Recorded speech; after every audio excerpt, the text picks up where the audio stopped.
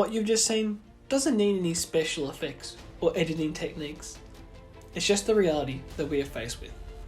Global warming, climate change, they're all too real.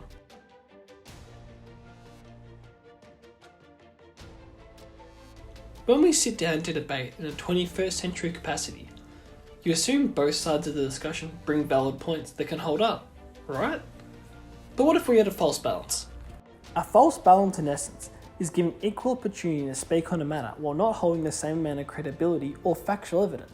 One of the biggest problems with corporate media coverage of so many issues, including things like climate change, are this obsession with false balance, right? The idea that even if you have 99-1 consensus on the issue, you have to have both sides equally represented.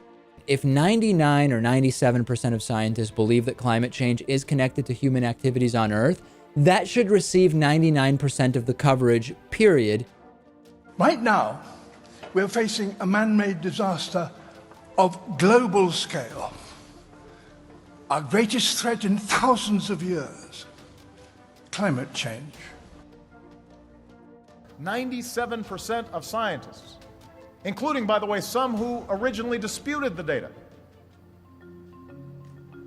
have now put that to rest. They've acknowledged the planet is warming and human activity is contributing to it. A survey of thousands of scientific papers that took a position on climate change found that 97% endorsed the position that humans are causing global warming. This is why climate scientists, 99% on almost every study of climate scientists, shows that we're as unanimous as the scientific community ever gets, and that this evidence is real and that it's happening, and it's happening on every scale, from the ice caps to the ocean. Every place we look, we get the same answer. Climate change skeptics and global warming deniers aren't new to the forefront of social media or broadcast mediums, but their role is becoming increasingly problematic. A University of Kansas study that looked at 37,000 articles across 45 countries found that richer countries' news coverage of global warming centered around the science and disputing numbers, whereas poorer countries' coverage was framing the issue as one of global concern as they lacked the resources to combat it personally. They also contend that richer countries framing the issue as political reflects that climate change skeptics in those nations gaining more media prominence, and the effects of multiple groups trying to politicise the issue influence media agendas and policy making.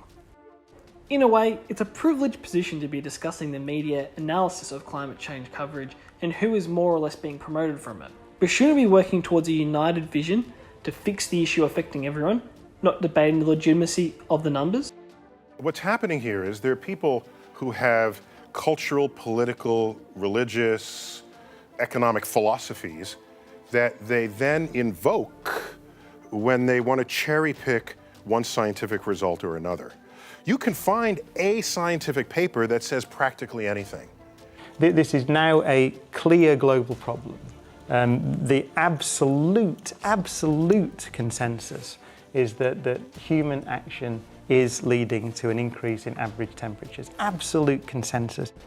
Leo Hickman, the editor of the award-winning website Carbon Brief, gave an insight to how these exchanges take place. Hickman calling them crash course interviews where hosts haven't challenged the deniers on the issue, letting their view go unfiltered, further indicating the discussion becomes he says, she says in nature, largely stemming from the forced equilibrium on the panel. When dealing with scientific form and fact that humans are responsible for, editors and journalists largely cause these issues of misinformation and doubt. He calls for greater understanding and knowledge among hosts and presenters as he describes climate change as a different, nuanced subject that is difficult to get your head around. With the need to have a balance in viewpoint in all issues in an effort to seem fair, discussions, articles and reporting on climate change will always be misinformed. Removing that opinion entirely isn't going to achieve anything, but in an effort to be fair and provide equality to all points of view, unknowingly, media outlets have supported something that is detrimental to the cause we are all invested in.